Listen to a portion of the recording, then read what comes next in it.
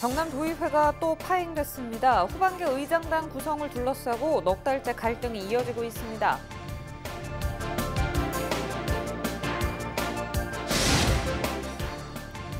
김해 장유의 수건 사업인 장유터미널 건립 사업이 논란입니다. 민간 사업자가 사업 면허를 받았지만 2년째 착공도 못한 탓에 사업권을 회수하라는 지적도 나오고 있습니다.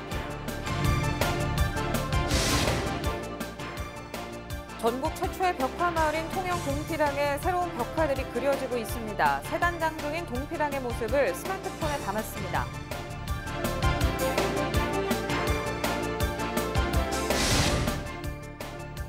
창원의 한 건물 공사 현장에서 60대가 무너진 벽에 깔려 숨지는 사고가 발생했습니다.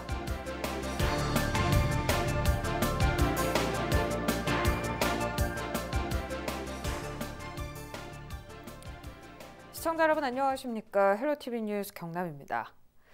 경남도의회의 후반기 의장단 구성을 둘러싼 갈등이 점입 가경입니다. 벌써 네 번째 파행이 이어졌는데요. 해법은 없는 걸까요? 권정숙 기자가 보도합니다. 의장과 제1부의장의 불신임과 사퇴 촉구 결의안을 놓고 갈등을 빚고 있는 경남도의회. 넉 달째 처리되지 않고 표류하고 있습니다. 안건으로 상정돼야 하지만 의사봉을 쥐인 의장과 사퇴를 촉구하는 의원들 간의 팽팽한 줄다리기가 벌어지고 있습니다. 8일간 열린 이번 회기에도 진전은 없었습니다. 중에 40항 김하영 의장 불신임의 건과 41항으로 예정된 장규석 제1부의장 불신임의 건을 오늘의 의사일정에서 제외하고자 하는 의사일정 변경 동의안을 제출합니다. 표결이 중단되어 있는 의장 불신임의 건에 대한 심의를 종료한 후 이에 연관성이 있는 안건을 처리함이 타당하다고 판단됩니다. 따라서 송순호 의원님이 13명이 제출한 의사일정 변경 동의안은 지금 처리할 수 없음을 알려드립니다. 1명 이상의 연설을 받아서 의사일정 변경 동의안을 제출한 것은 형식적 요건을 갖추었고 발의 요건을 갖추었습니다. 본회의에 있는 권한을 본인이 판단해서 이런저런 이유를 붙여서 이것은 안 된다라고 판단하는 것은 권한을 넘어서는 직권 남용이라고 저는 생각합니다. 장 부의장이 의장석에 올랐지만 고성만 오가다 회의는 산회됐습니다. 제1부의장인 제가 회의를 진행하도록 하겠습니다.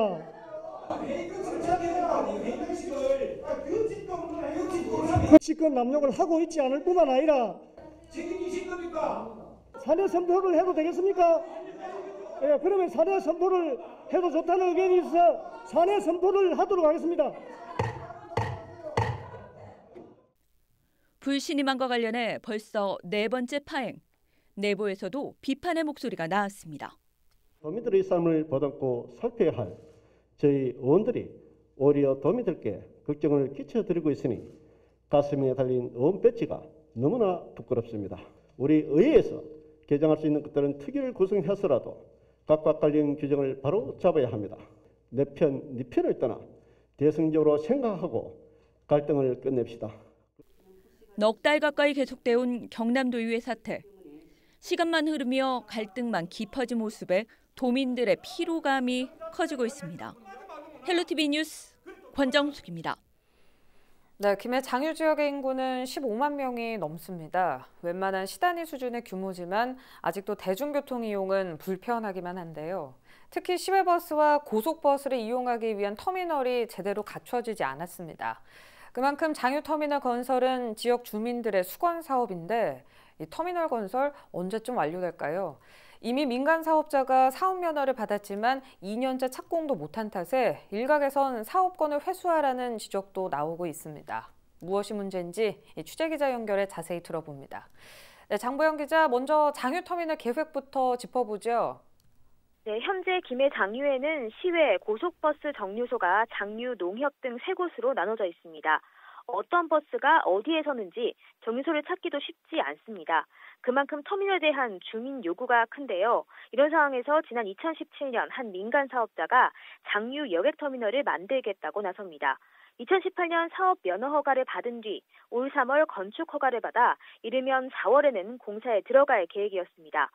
이후 내년 말이 되면 운영까지 가능한 것으로 전망했는데 현재는 착공부터 미뤄진 상태입니다. 아니, 건축 허가까지 받았으면 이미 준비가 다 된 건데 왜 이렇게 미뤄지고 있습니까? 지연이 된 이유는 사업자가 총 공사비 1,500여억 원을 마련하지 못했기 때문입니다. 사업자가 공사를 지연했을 때 공사를 강제적으로 진행하는 법적 규정이 없는 데다 민간 투자 사업의 경우 사업자로부터 민사상 소송 등의 불이익을 받을 수도 있다는 이유로 김해시는 공사를 밀어붙이지 못하고 마냥 기다려왔습니다. 사업자가 오는 12월까지는 자금 조달에 힘써보겠다고 밝힌 상황입니다만 이 과정에서 특혜 의혹은 계속되고 있습니다. 이미 국민의힘 이정화 김해시 의원이 수차례 오피스텔을 올릴 수 있도록 해당 부지의 용도를 변경해준 것 자체가 특혜였다고 주장해왔는데요. 그동안 김해시가 사업자를 위해 실시 협약서를 변경하고 사업성을 높이기 위해 터미널은 전체 면적의 37%에 불과한 사실상 주상 복합시설의 개발을 승인했다는 겁니다. 또 공사 시행인가 연장을 승인하는 등 사업자가 원하는 대로 다 해줬다고 비판했습니다. 이와 함께 특혜를 줬는데도 2년 동안이나 사업을 끌어온 것은 부동산 시세 차익을 위한 것이 아니냐고 지적하며 사업자의 사업권을 모두 회수하고 관련 부대 사업과 각종 인허가를 취소할 것을 촉구했습니다. 네, 특혜 의혹은 수년째 계속되고 있고 이제는 아예 사업권을 회수하라고 비판의 수위까지 높아졌는데요. 관련해서 김해시가 반박 자료를 냈다고요? 그렇습니다. 김해시는 공무원 행동강령을 들고 나왔습니다. 특정인에게 특혜를 주거나 차별해서는 안 된다는 조항인데요. 그만큼 자신들은 특혜 의혹에 떳떳하다는 겁니다. 먼저 오피스텔 신축이 가능하도록 한 것은 터미널 사업의 사양화로 사업자가 아무도 나타나지 않았기 때문이라 주장합니다. 이미 93년에 해당 부지가 자동차 정류장으로 결정된 이후 2005년에 장유 무게지구 도시개발 사업이 시작됐지만 14년이 넘도록 사업자가 나타나지 않았고 결국 상업시설에 배제한 채 여객터미널만 건립할 사업자를 구하는 게 사실상 불가능하다는 입장입니다. 또 해당 부지는 당초부터 일반 상업지역이었다며 용도 변경된 사실이 전혀 없다고 반박했습니다. 네, 알겠습니다. 장 기자 잘 들었습니다. 15만 장유 주민의 수건 사업인 장유 터미널 건립. 이렇게 잡음이 잇따르는 건 그만큼 주민들이 빠른 추진을 원하기 때문이겠죠. 여러 가지 의혹이 해소돼서 아무쪼록 공사에 들어갈 때까지 계속해서 관련 소식 전해드리도록 하겠습니다. 지금까지 보도국 장보영 기자와 전화 연결했습니다.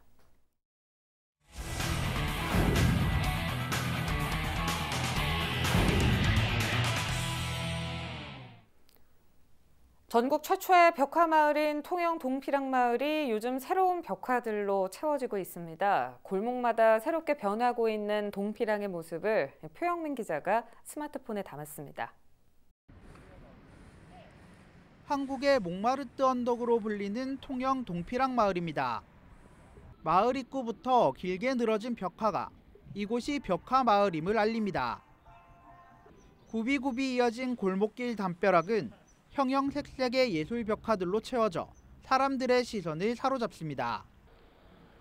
동피랑을 찾은 관광객들은 벽화를 배경으로 사진을 찍으며 추억 남기기에 여념이 없습니다. 마을에 너무 그림이 안 와서 예쁘고 이번 두 번째 방문인데 그때보다 좀 더 좋아진 것 같아요. 여기서 올라오니까 바람도 시원하고요. 괜찮은 곳인 것 같아요. 우리나라의 대표적인 벽화 마을인 동피랑이 2년 만에 새 옷으로 갈아입고 있습니다. 통영시는 안녕 동피랑이라는 주제로 동피랑 아트 프로젝트를 진행하고 있습니다. 주민들과 작가들이 손잡고 일부 오래된 벽화를 지우는 대신 통영의 명물들로 벽화를 채워가고 있습니다. 특히 흉물스럽게 방치된 폐가를 아기자기한 화원으로 탈바꿈시키는 것을 비롯해 벽화뿐만 아니라 조형물도 선보일 계획입니다. 설치가 가미된 작품들을 만나보실 수도 있고, 그리고 또 기존의 벽화보다는 더 큰 공간의 작업 공간으로 설정했기 때문에 작가들의 다양한 상상이 담긴 작품들을 만나보실 수 있을 것 같습니다. 한때 오랜 달동네로 철거 위기에 놓였던 통영 동피랑 마을. 지금은 해마다 200만 명이 방문해 아름다운 벽화와 함께 추억을 남기는 공간으로 사랑받고 있습니다. 헬로티비 뉴스 표영민입니다. 코로나19로 아직은 야외 활동이 다소 조심스럽긴 하지만 나들이 하기 참 좋은 계절 가을입니다. 중부 지역을 시작으로 전국의 산들도 단풍으로 아름답게 물들고 있는데요. 코로나로 나가지 못하는 마음을 조금이라도 달래시길 바라면서 이번 시간부터 전국 단풍 명소를 화면으로나마 전해드립니다. 먼저 대구 경북의 명산이죠. 팔공산의 화사한 가을 풍경을 카메라에 담았습니다. 권미경 기자입니다. 팔공산에도 가을이 내려앉았습니다. 케이블카를 타고 전망대에 오르면 발 아래 빨갛고 노란 가을 물결이 넘실립니다. 팔공산 능선에 걸린 파란 하늘과 붉은 단풍이 어우러져 그림 같은 풍경을 만들어냅니다. 동봉서부터 좀 많이 가면은 갓바위까지 가는 길이 아주 좋습니다. 팔공산이 정말 영남 일대에서는 최고라고 생각합니다. 꼭 산에 오르지 않아도 좋습니다. 차를 타고 팔공산 주변 단풍길을 누비는 것도 가을을 즐기는 또 하나의 방법입니다. 대구의 대표 가을 드라이브 코스로 꼽히는 팔공로와 팔공산 순환도로에는 낙엽비가 내리기 시작했습니다. 여유를 가지고 천천히 걷기엔 팔공산 둘레길이나 인근 공원도 좋습니다. 샛노란 은행나무 터널을 따라 걸으면서 가을의 정취를 만끽할 수 있습니다. 하늘도 푸르고 또 단풍도 아름답고 그래 마음이 모든 잡생각이 없어지고 굉장히 평화롭게 되고 시인이 되는 것 같아요. 올해 팔공산 단풍은 지난해보다 엿새 빨리 시작돼 이달 말쯤 절정에 이를 것으로 보입니다.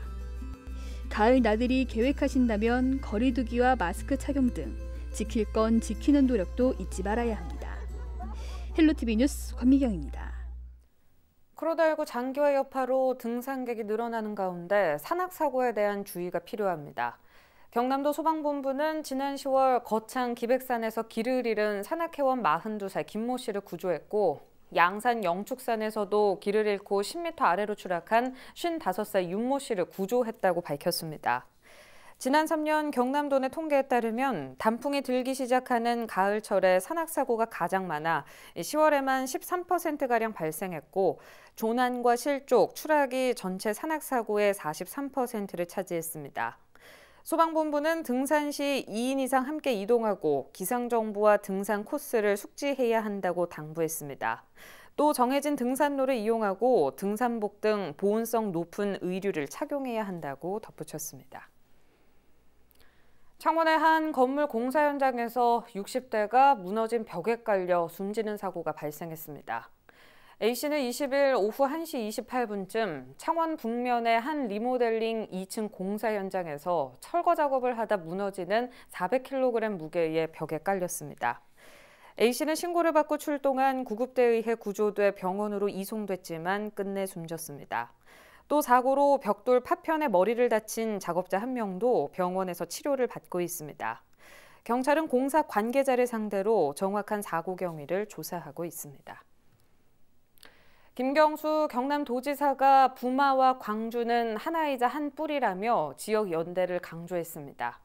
김 지사는 21일 도청에서 진행된 사회혁신 국제포럼 특별 세션에서 부마와 광주는 하나로 연결돼 있다며 연대를 통해 지역 민주주의를 만들자고 제안했습니다.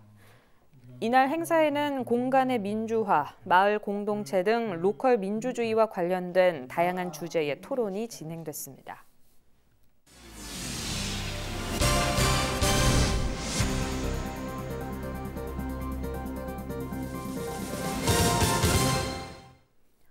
거제시가 코로나19 여파로 침체된 지역 경제를 살리기 위해 모든 시민에게 긴급 재난지원금을 지원합니다. 거제시는 21일 NH농협, B&K 경남은행과 재난지원금 지급을 위한 업무 협약을 체결하고 오는 26일 재난지원금을 지급한다고 밝혔습니다. 사단법인 나눔을 누리는 세상에 지역 아동을 위한 장학금 기탁이 이어지고 있습니다. 지난 17일 마산 기만과는 경남 지역의 아동 청소년을 위해 나누세에 장학금 101만 7천 원을 기탁했습니다. 또 지난 10일에는 주식회사 링크로드가 가정 형편이 어려운 학생들을 위해 써달라며 100만 원을 기탁했습니다. 나누세는 19일 이들의 성금 기탁식을 열고 감사의 뜻을 전했습니다. 사단법인 나눔을 누리는 세상은 경남 지역 봉사와 기부 활동을 통해 성숙한 공동체 사회를 구현하기 위해 결성된 비영리 단체입니다.